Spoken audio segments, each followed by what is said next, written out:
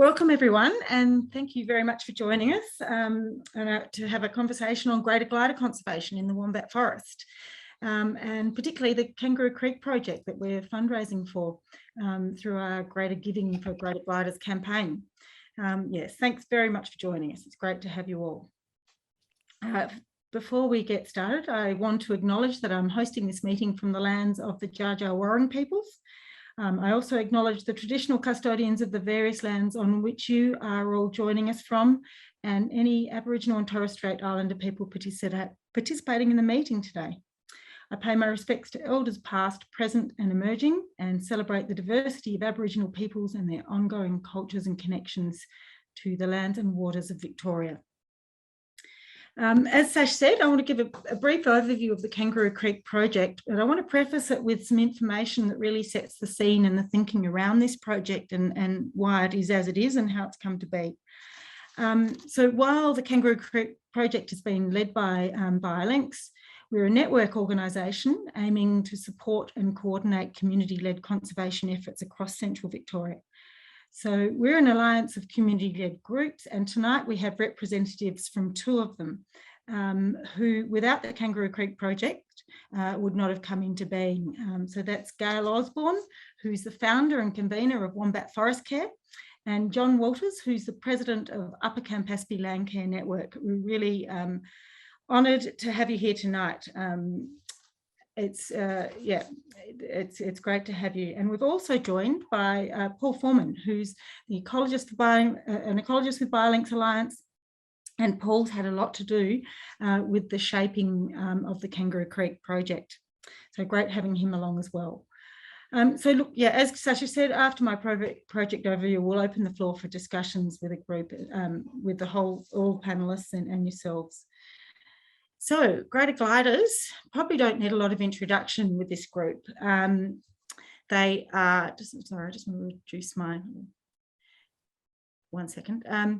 They are the largest of Australia's gliding possums. They've got a very broad distribution from the Wombat Forest region, just, Ballarat Wombat Forest region, going all the way up the Great Dividing Range to just north of Cairns. It's a pretty massive distribution.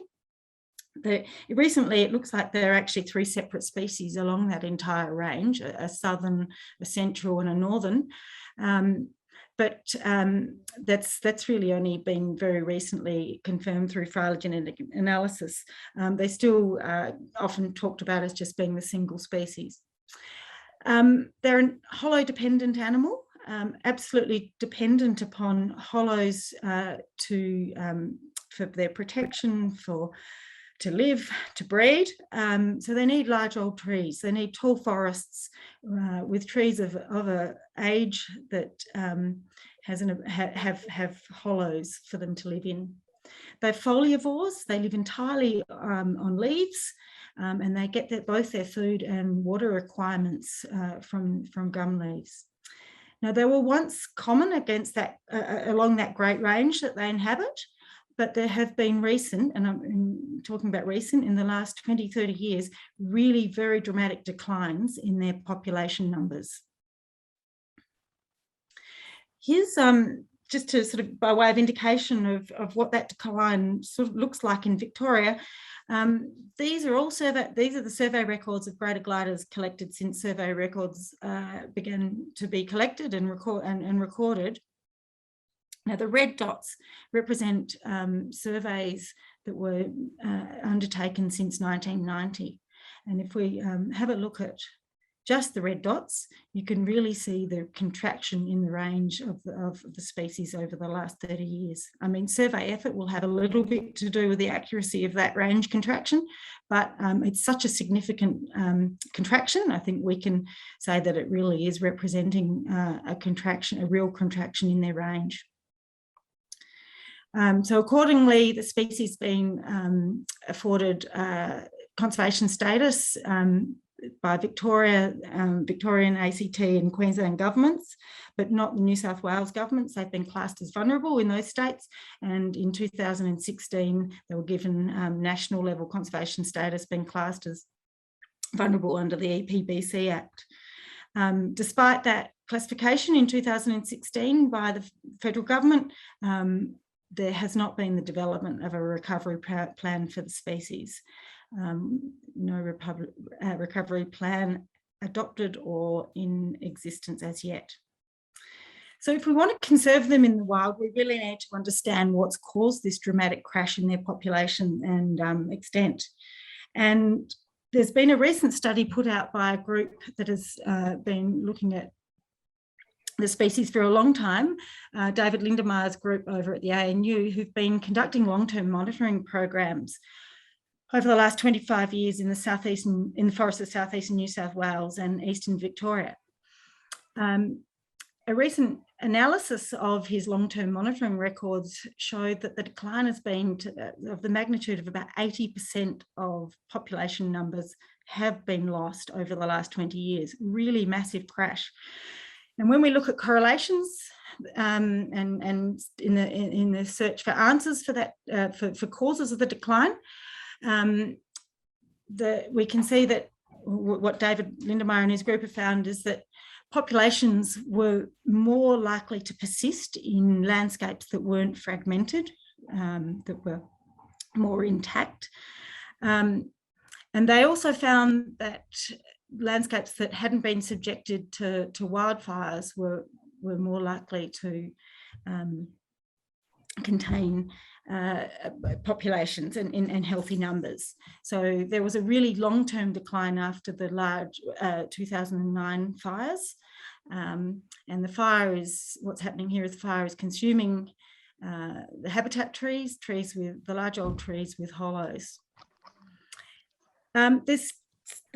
Even with these strong correlations with wildfire driving decline and landscape fragmentation driving decline, there was still a fair amount of unexplained variation as to why populations are crashing so much. And they're probably due to other factors such as climate change impacting nighttime temperatures. There's been a study done recently in Victoria by Ben Wagner and his group that's looked at, found very strong correlations between nighttime temperatures and greater glider populations. When nighttime temperatures get above 20 degrees Celsius, it seems to be badly affecting the greater gliders. So these areas that are getting warmer at night, which is happening with climate change, we're finding less greater gliders. And there also looks like there's things going on with sort of heating and drying, changing the leaf composition of their feed species. So climate change seems to be having an impact. And there was also variation in population numbers that was correlating with sort of finer scale variables such as topographic position. So in areas in the landscape which were wetter and cooler, species were hanging on in greater numbers than in other areas. So there's many factors that are driving the decline, and a lot of these factors are probably interacting with each other. So that group's conclusion is that if we're going to conserve these species in the wild, now is the time to intervene and manage our landscapes for their persistence. And we really need to immediately reduce the stresses on these species. We need to increase their protection through the reservation system. We need to look at how we manage forests so that they are more suitable for these species to habit. They have homes for them, suitable feed species, refuge areas. We need to increase the connectivity of these key habitat regions. We need to think about fire and food refuges for them. Now, since that study, which enumerated the crashes at a horrifying 80% in populations in through that southern New South Wales and Victorian region, we've had the 1920 mega fires. So the situation's really only got worse in some of these areas that were studied. A stat here showed that resurvey of the areas in Victoria that were affected by fires, greater gliders disappeared from 43% of sites that they formerly occupied. Now, the project area and region we're talking about tonight, the southernmost point of the Greater Glider's distribution, the Wombat Forest region, mercifully, like much of central Victoria, escaped those horrible wildfires in 2019 and 20. So this region we're working in now actually really becomes all the more important for the conservation of the species, acting as a wildlife refuge. Sorry, my dog is jumping on me. I'm just going to have to pause for 1 second and let him out. Sorry. Ouch.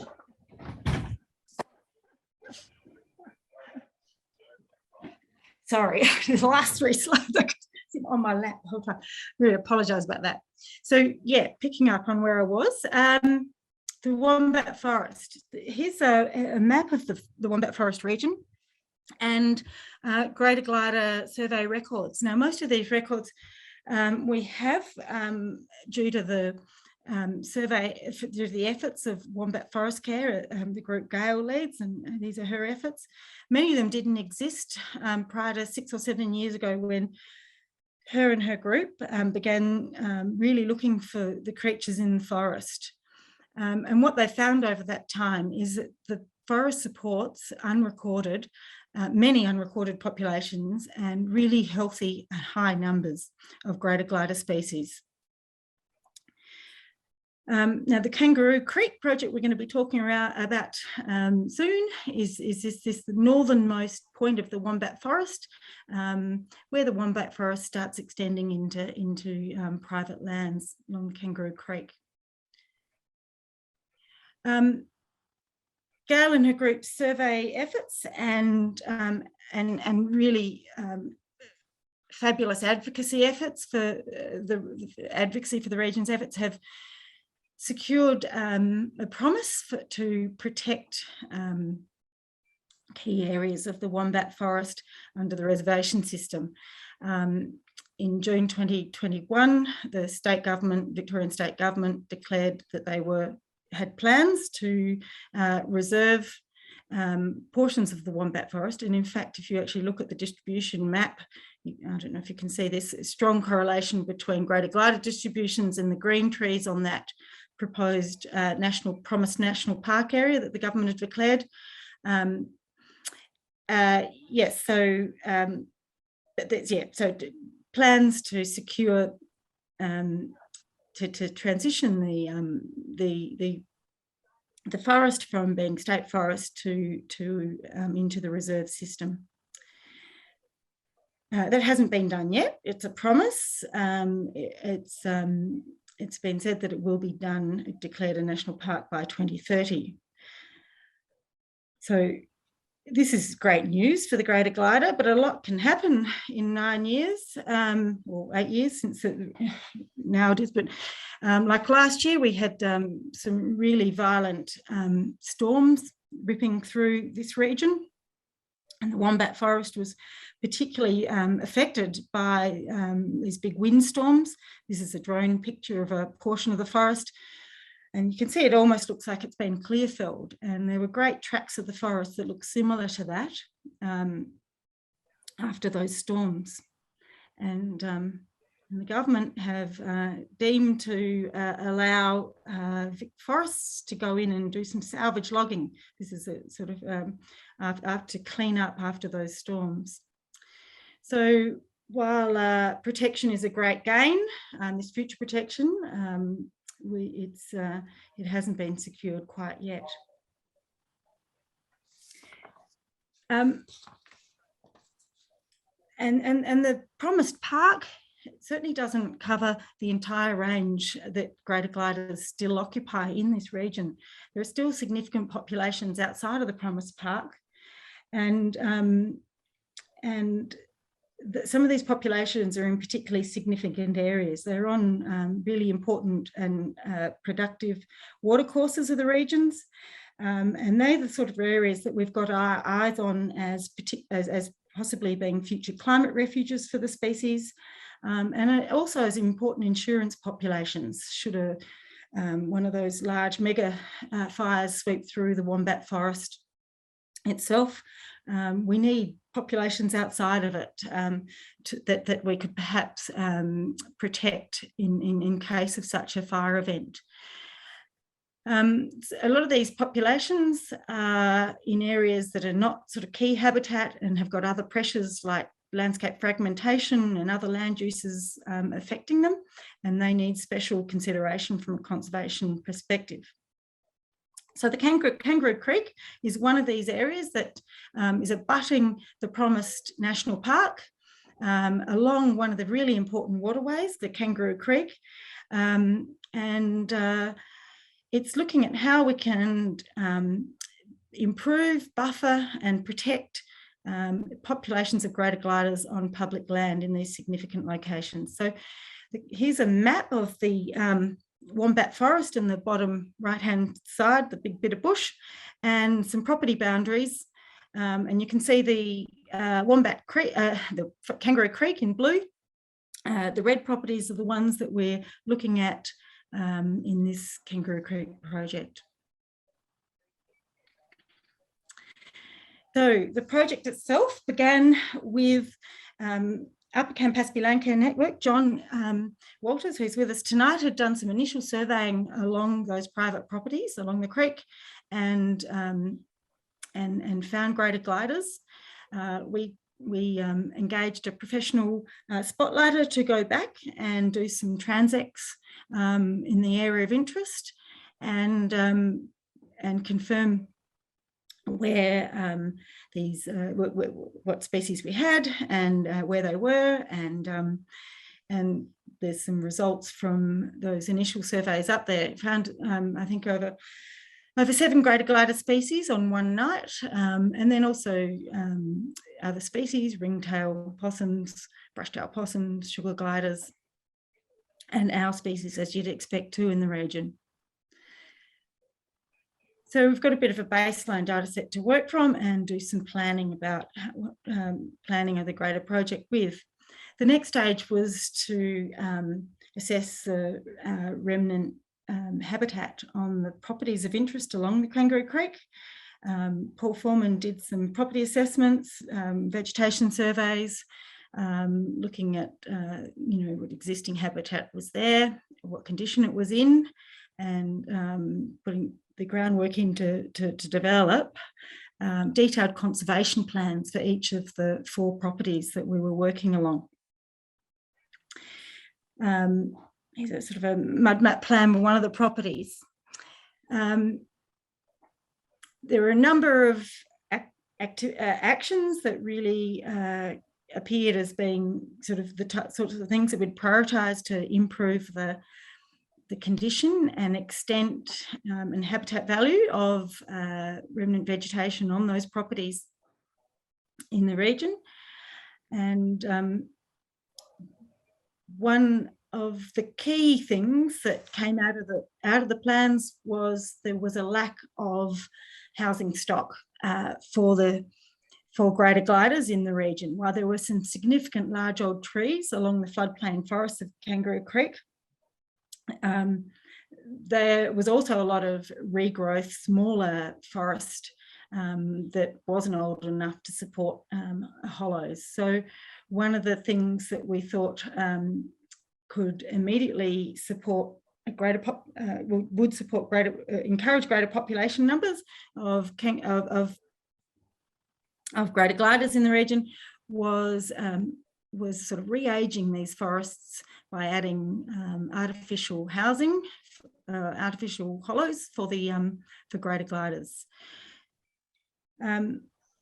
Nest boxes obviously have been very widely used for other arboreal species, but only recently been trialled for greater gliders. Early studies that David Lindemeyer did with greater gliders and nest boxes seem to indicate that they wouldn't use them, and that was sort of the common sort of understanding for quite a long time.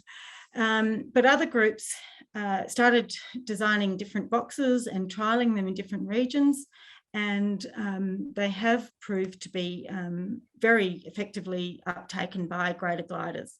And so people have now been working on sort of refining the design of these boxes. We picked up some designs that some of these groups have been working on.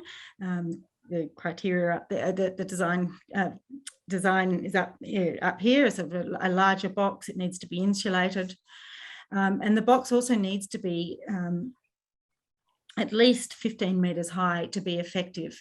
And so when you're trying to erect a box that is as big as that and as high as that, you need to engage professional tree climbers to do the job. Now, this picture here is of some bush on one of the properties that we're working along on Kangaroo Creek, and showing the pulling up of some of the first boxes in some of the large old trees that are lacking hollows there. So one of the things we noticed was really there weren't probably enough hollows before the storm. The storm made that even worse. Here's a shot just further up the creek somewhat, just to show you sort of the type and extent of the tree fall in the region that we're working in on Kangaroo Creek.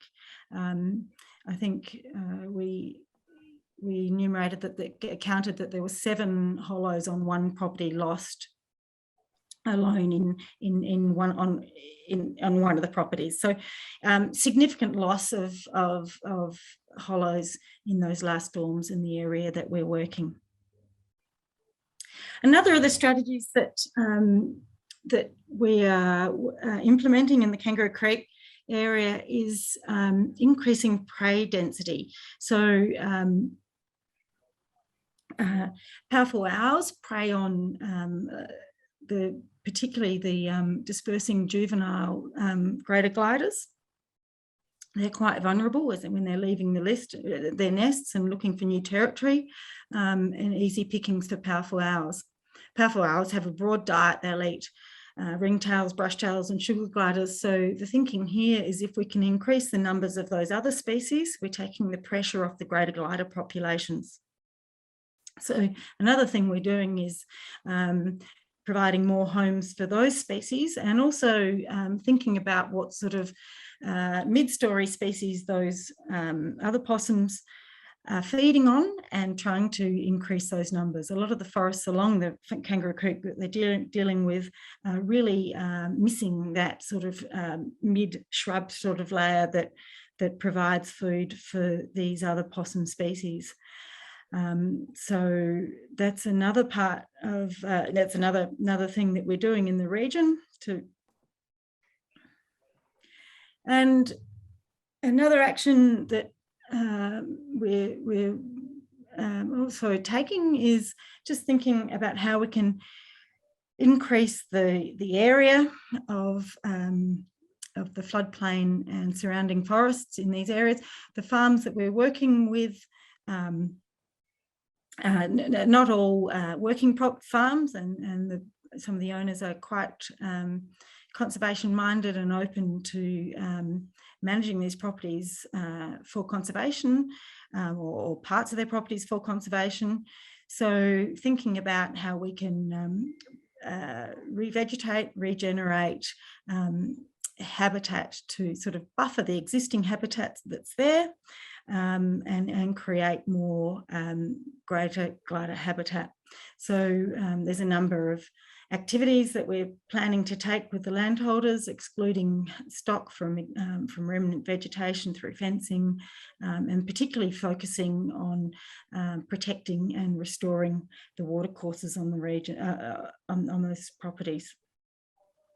We're also thinking about how we can reconnect isolated patches of remnant vegetation across this landscape, thinking about how we do this over the long term through planting overstory trees that are missing.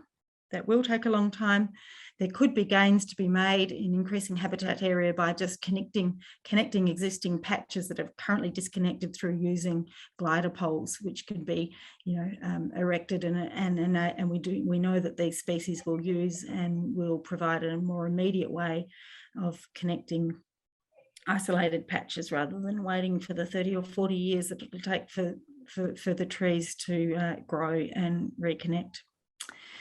So that's a snapshot of the types of activities that we're doing in the Kangaroo Creek project. Nest boxes are a really important and first step and urgently required, and we believe could really bring some major gains to increase population numbers in these nice remnant habitat areas. But yes, there's a suite of other activities that will be complementing the nest box installation with. And and we're also thinking about how we expand this stretch the Kangaroo Creek to other areas in the region. Those purple blobs on the map you can see in front of you are other significant waterways that are sort of connected to larger patches of remnant habitat that we've got our eye on for expanding this Kangaroo Creek project, because I think one of the things we really need to think about is how we really upscale our efforts to really make a difference for this and many other species. So I might hand over to the panel and everybody else. Yeah. Thanks, Soph. I'll just continue the conversation. Yep. Thanks for that. So I'll just remind people that we do have some time now for questions, and we'd love to hear from you. So I'll just reiterate who we've got on the panel to answer some questions. So we've obviously got the BioLinks Alliance Executive Director Sophie Bickford. We've also got BioLinks Alliance ecologist Paul Foreman, who has done the property surveys on those properties that Sophie referred to as well. We've got John Walters from the president of the Upper Campaspe Landcare Network, as well as Gail Osborne, who is the founder and convener of Wombat Forest Care. And a lot of those images that you saw throughout that presentation were Gail's. So you're welcome to, as I said at the start, pop some questions in the chat box, which is down the bottom of the screen. Alternatively, I welcome you, if we're in between questions, you can turn your microphone on and ask them directly. If you're having any trouble turning your microphone on, you can go to the bottom of your screen and there's a button that says reactions with a little smiley face. If you click on that, there's another button that then says raise hand. That'll just send me a prompt and I can then get to you. So what we'll probably do is we'll start off with John Carruthers' questions, which was, how will you measure the success of the Kangaroo Creek project? For example, does the intervention have metrics and a control group? So I'll give that one to you, Soph. Thanks, John. Well, I guess, greater glider numbers will be an important metric, and we have undertaken the baseline survey using repeatable methods. We've recorded the transects that we've surveyed. We'll be using the same survey process to, in future surveys, so that we can directly compare to, what we have now and whether we've made a difference. Thanks, Sophie. Great. Paul McGregor has just asked two questions. I'll throw them both out. Number one, what's the elevation in the Kangaroo Creek area? Paul, you might know that. And two, is there a minimum elevation below which greater gliders do not live in this area? Again, I'll give that to you, both of those to use, Paul. I off the top of my head, I think it's actually John Walters might know exactly, but I think it's in the sort of vicinity of maybe 400 metres or so. John, is that right? No, a bit higher than that. Okay. We're at 500 metres here. Okay. I would think probably in the order of 550 metres, something along that range. Whilst I do have a microphone in front of me, I might just toss in something else too. Whilst I'm president of the Upper Campaspe Landcare Network, I'm also president of Malmesbury District Landcare, and the work along Kangaroo Creek was actually Malmesbury Landcare work, not UCLN. So a small point of difference, but particularly important if you belong to Malmesbury Landcare Group. Okay, thanks, John. Thanks, Paul. Jennifer, I can see that you've got your hand up, so I'll just send you hopefully you're able to speak to us now, Jen. Yep. Okay. Can you hear me? Yes.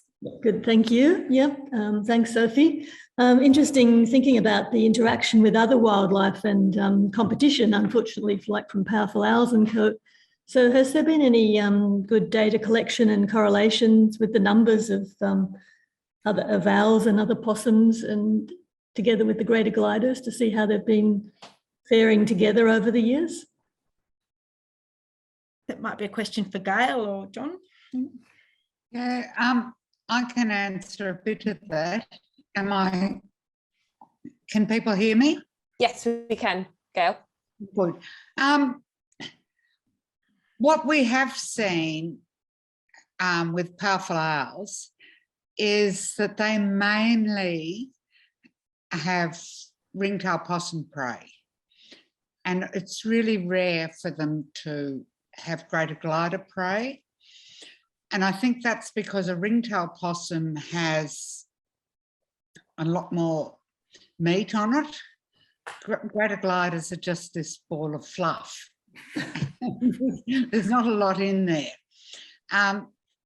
So, I mean, this is what we've thought for a long time. If the numbers build up of ringtail possums, then greater gliders are then powerful owls are going to choose them over greater gliders.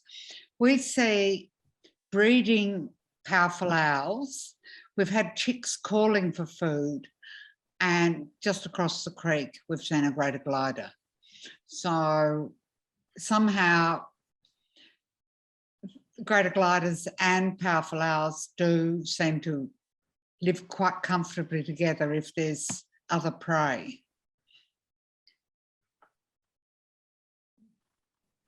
I've finished. John, do you want to add to that? Yes, well, just some anecdotal information, really. So we did camera surveys in there as well. So just with my spotlighting through the area, I ended up with, I think it was 32 greater glider records. And this is in that section north of the Spring Hill Road. A lot of those may be the same animal recorded on different nights. So I'm not saying there were 32 animals, but 32 records during the period.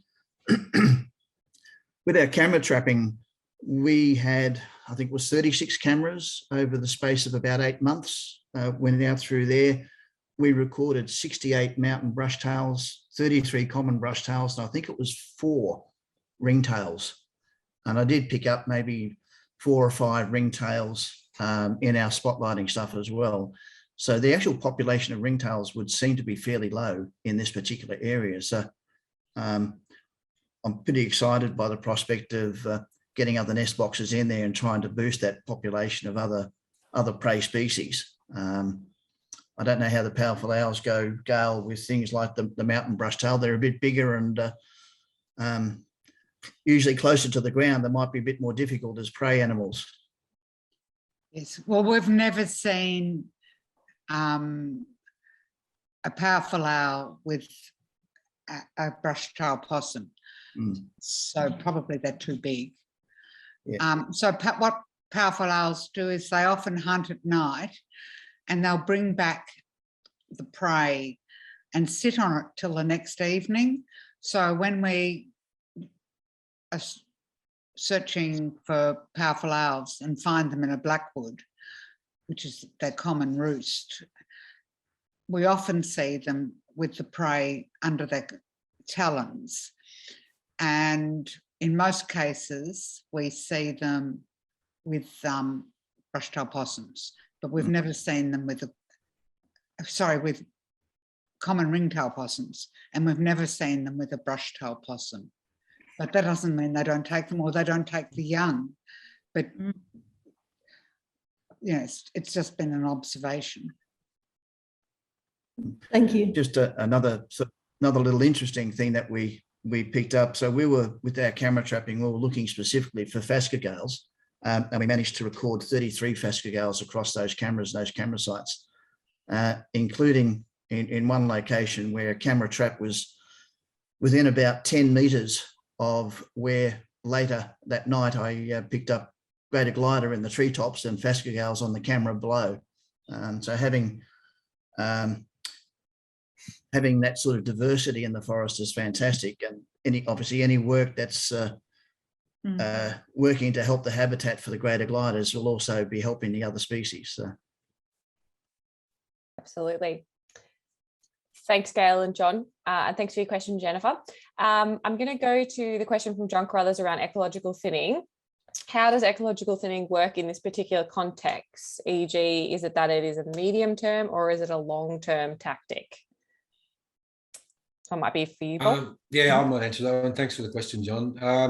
Yeah, ecological thinning is well known for accelerating the growth rate of residual trees. So the trees that you retain, which is the bigger ones, will grow faster than they would otherwise. So in theory, at least they can gain hollow development quicker in the future. But that is, as you point out, a medium to long-term measure. But I guess a whole range of different things have got to be required. And I think that is reflected in our strategies at Kangaroo Creek.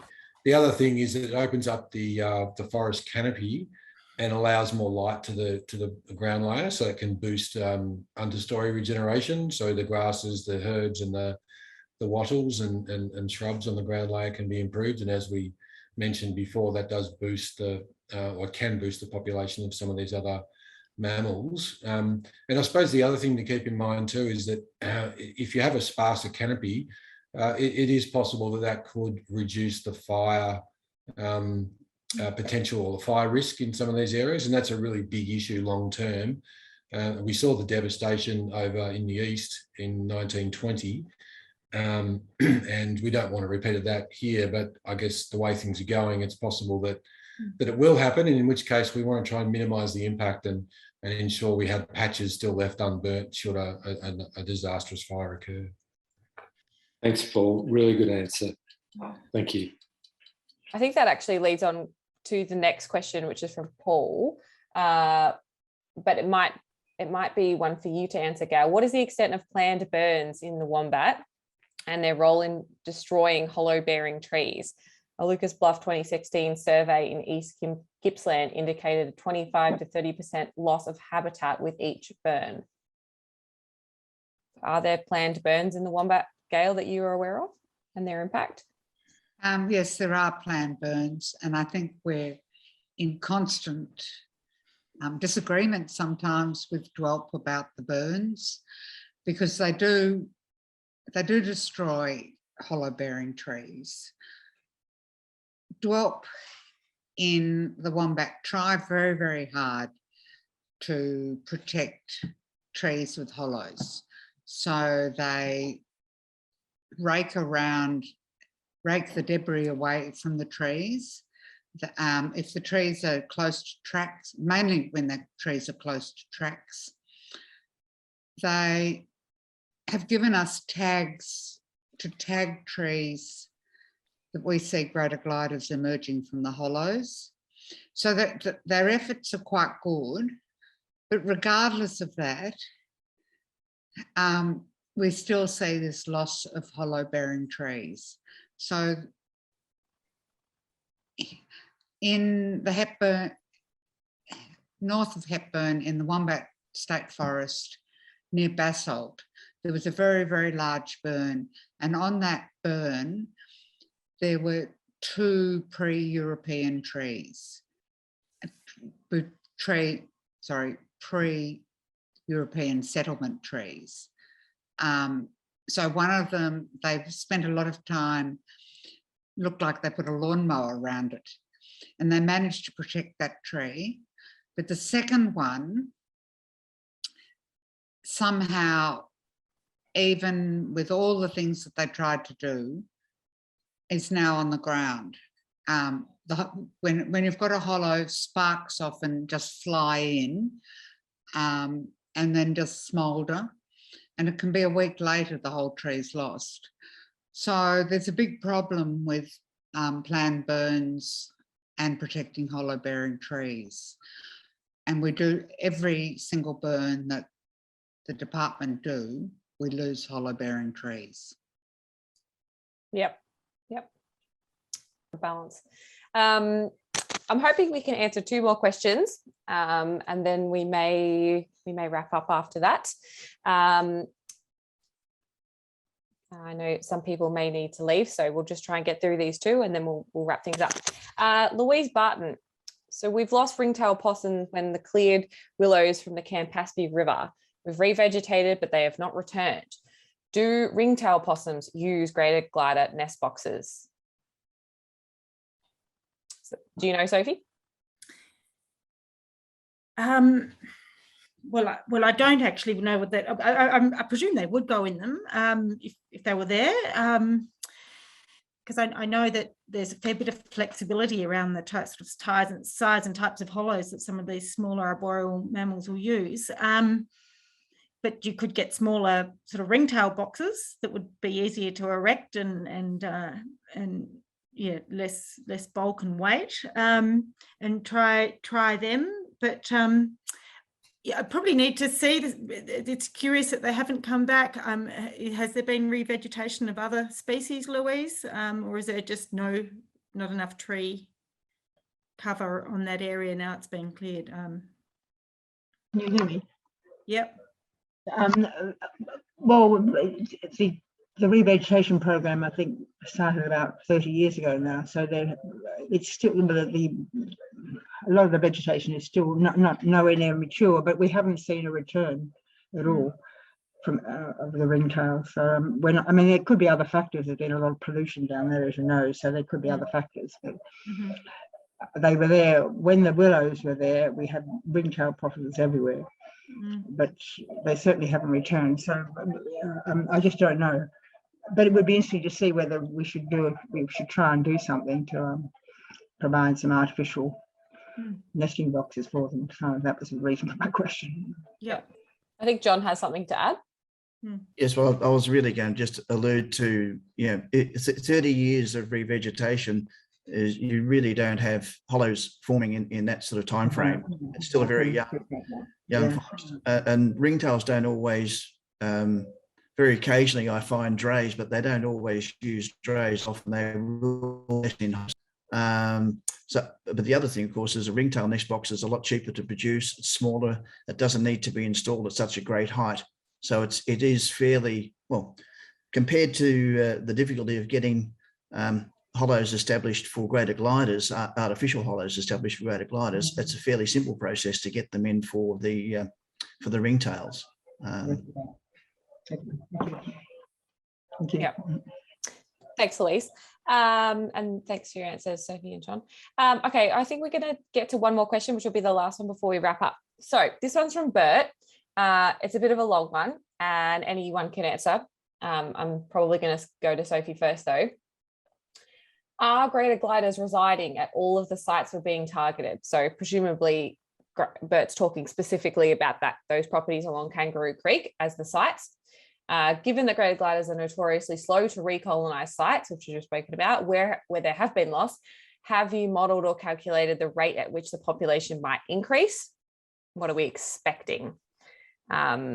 He's interested because this is something that has relevance in the Strathbogies as well, which is obviously where he works. Hi, Bert, and thanks for that question. So I think there's a couple of things here, and I think Gail and John probably really better place to answer this than me. But a couple of things come to my mind is that we probably don't know. There's a lot we don't know about greater glider distributions in the forest and how they are using the forest. I know that story that John told about finding a greater glider on the camera where he found those had phascogales. That was up on a ridge, and quite a dry ridge from my understanding, probably not where you'd go spotlighting for greater gliders, but he happened to find them there. So I think there's a lot that we don't know about their movement and whether populations are connected or isolated or not. But if you're referring to some of our aspirations to look at some of those other waterways that are connected to bush, I think we don't know whether they support greater gliders at the moment. We'd have to have a look, and I think we'd have to, if they are really isolated, we'd have to think about, is there a potential for reintroduction programs or translocation, or is it something that we could facilitate just through better connecting existing populations in strategic ways? I mean, it's a really good question you pose, and I don't think I've given you a definite answer, but I think, yeah, it's certainly many ways to look at it, and including thinking whether translocation is something that you'd have to consider.